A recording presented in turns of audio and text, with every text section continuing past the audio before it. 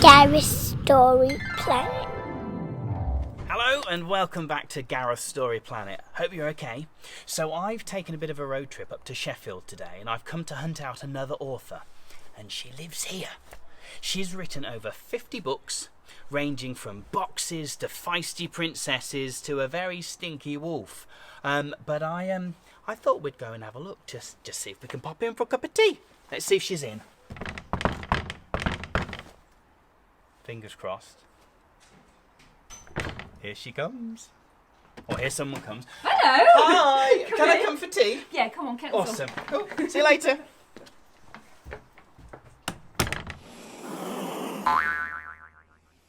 Hello, Caryl. Hi. Thanks Hi, for Gareth. letting me come. You're very welcome. So, picture books. They tell a range of subjects, and you've done an amazing array of different themes as well. But one of them, girls can do anything. Can they do anything? Obviously. I mean, what? Yeah, of course. I mean, it's interesting actually because I've said this in school. So children have asked the question, "What are you writing next?" a couple of years ago, and I've said, "Oh, I'm writing a book called Girls Can Do Anything," and all the girls went, "Yeah!" like that, and all the boys went, "No, come on." So that was quite interesting. But yeah, of course. Girls can do whatever the hell they like.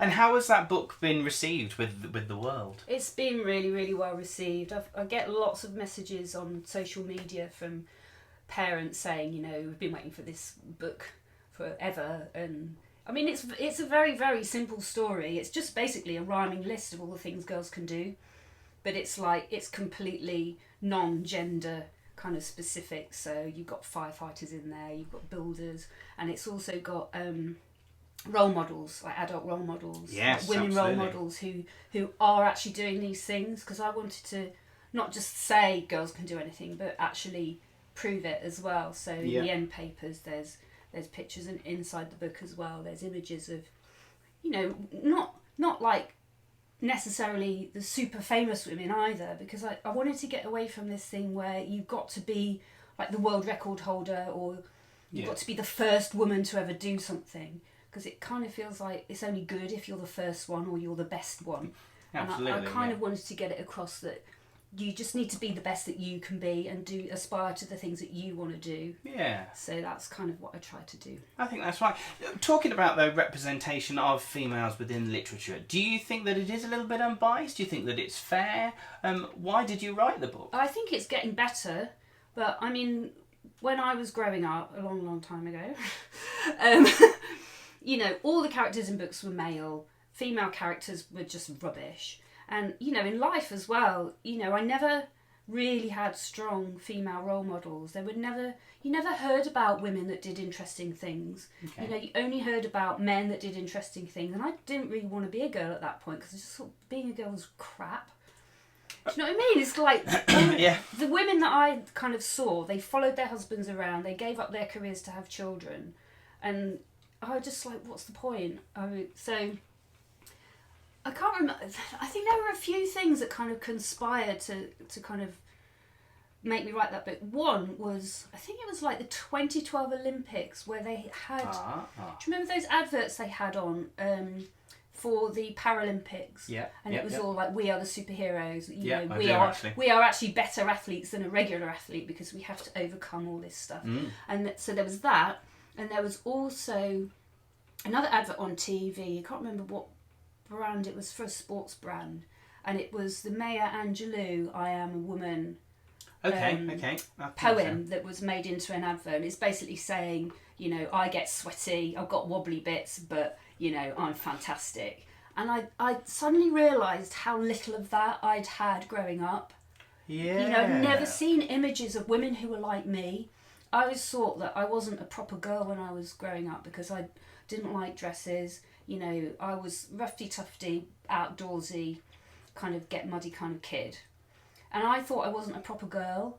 And then, I also read a blog about use of the term tomboy, because I was referred to as a tomboy. Okay. And this blog was saying how toxic that is. Yeah. Because you're not a proper... It's saying you're not a girl. Yeah. You're this sort of half boy. And so all those things came together and I suddenly thought, oh my goodness, you know, this is like, what year are we now? 2020. It was about 2015, 2016. And I suddenly thought, this is 2016 and we still haven't got this right. Yeah. And so the book kind of came out of that, really. Just wanting to show that there are lots of different ways to be a girl. And Absolutely. it doesn't mean you're not a girl if you like different things. You can like all those things and you can still be a girl. And I just wanted to give girls permission to be who they are and not kind of feel they have to fit into some stereotype. And part of me thought, we should be way beyond this by now. No, maybe no one will buy the book, but the response was really good. And it's gone around the world, hasn't it?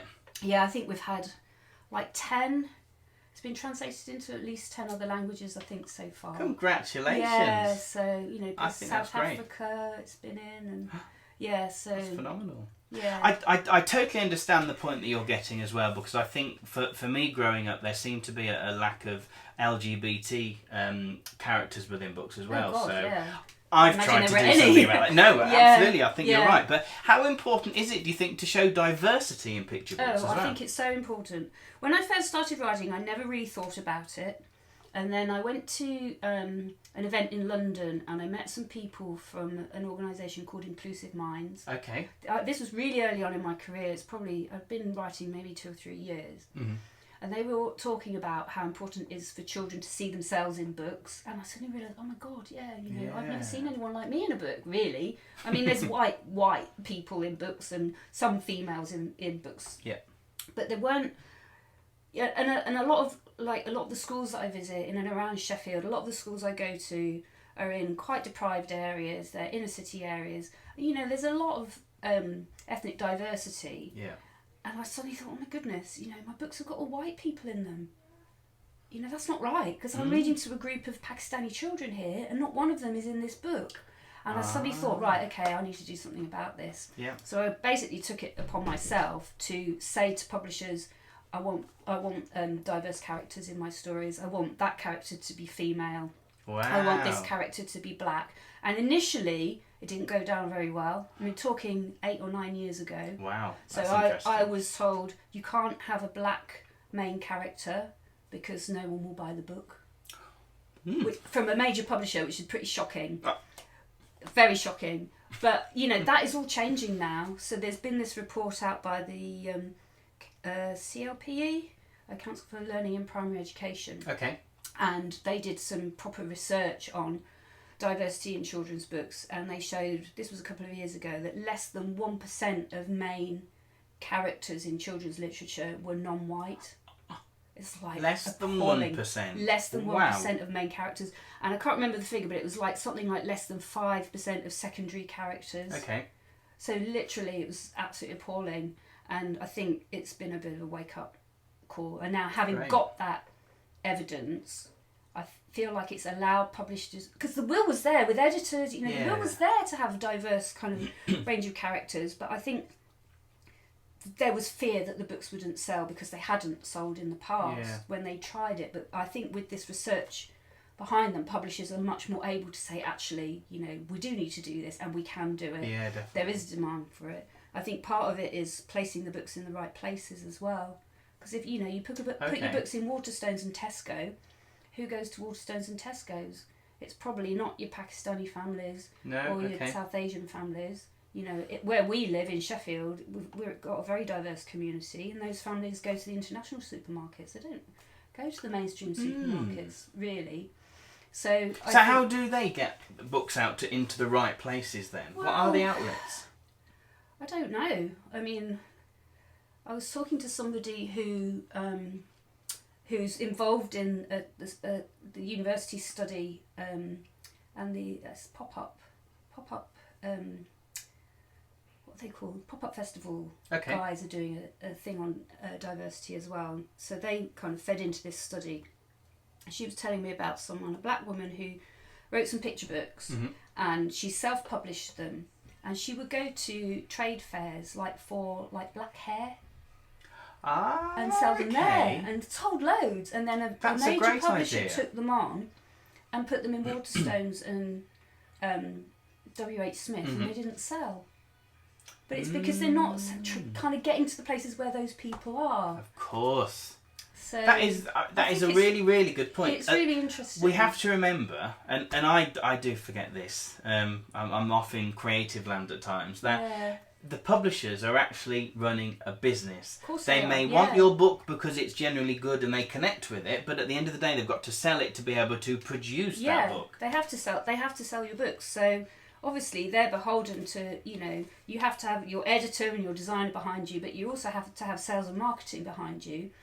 Because if the book doesn't sell, they can't afford. Picture books are so expensive to produce. It costs like 30 grand or something to produce a picture book. It's so expensive. My because of gosh. all the printing costs, all the design costs that go into it. It's massive. Yeah. Wow. It's quite they're quite a high risk for publishers from that point of view. So they need to feel reassured that they are going to sell. Yeah. But I do believe, things are changing now, and there's more LGBT representation in books. Good. I've seen like a flurry of covers with non-white people on the front, females on the front cover, female main characters, disabled characters on the front cover even. That's coming in now. So I do think it's changing. It's got to change. And I think you're right. It's got to change. Absolutely. Well, and your successes are evidence of that as well. Probably 10 years ago, my daddies wouldn't have been published. No. Even 5 years ago. Yeah. I think you're absolutely correct. They just wouldn't have had the confidence that would have been okay. Yeah, no, you're right. It is sometimes about taking a risk as well. Yeah. And staying on the subject of finances and things, one of the things I saw in your biography was that you're a full-time writer. Yeah. What exactly does that mean, and how do you survive being a full-time writer? So, I write a lot. I Good. produce a lot of books. So I think I had 8 or 9 books out last year. Wow. This is a bit mental, yeah. That's not normal. Congratulations. I think on average, picture books wise, you're looking at maybe 4 books a year. Yeah. So I've had some massively bumper years. So you can have a couple off, can't you? I can't stop. Now I've started, I'm just an addict. So I do write quite a lot, but I also do a lot of school work. Okay. So that's a major part of my income. And I do freelance projects. So I'm doing a project in Tameside, which is East Manchester, which we're in the 3rd year of now, and we work in libraries with families, and we're writing picture books with those families.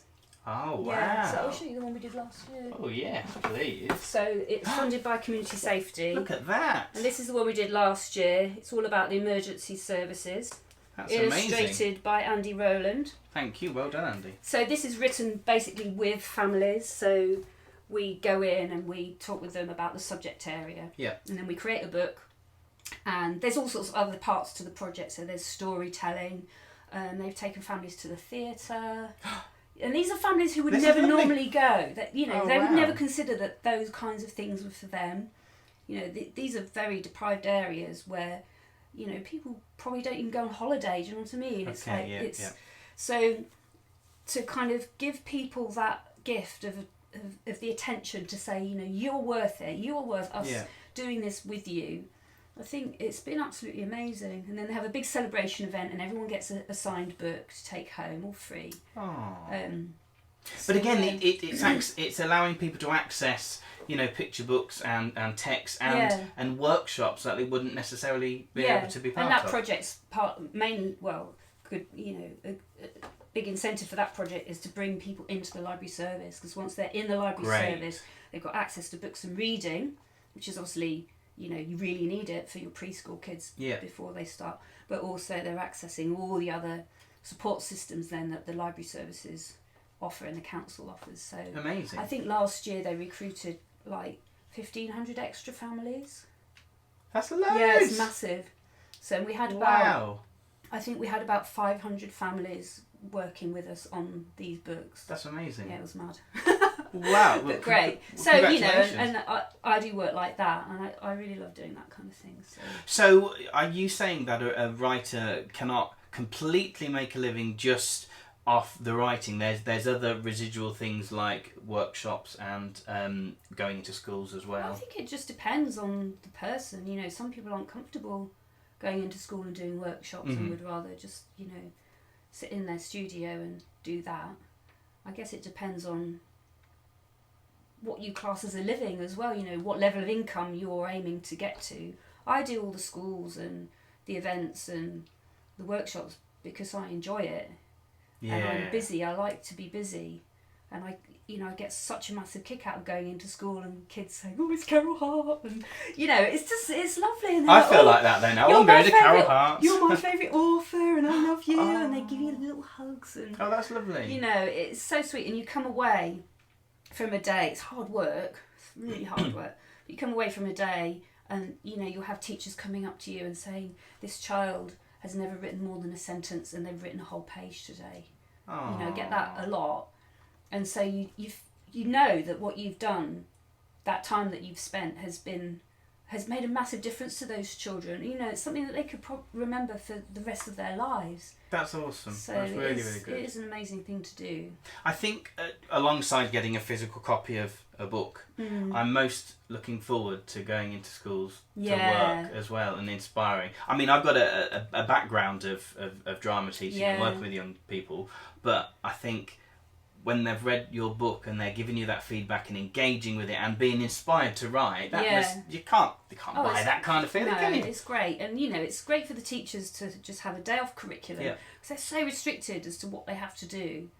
Yeah, I really want to be imagine. a teacher, to be honest. It's a hard job, but to have a day when they can just let's just enjoy reading for pleasure. You like the granny going in, you can whip the kids up into a bit of a frenzy and then say, give them "See sweets ya, bye." And, awesome. But it does really kind of help motivate them to want to read. And if a child wants to read, then they'll learn. You know, if they find reading boring, then they're not going to read. They're not going to learn. So, wise words. Bye bye.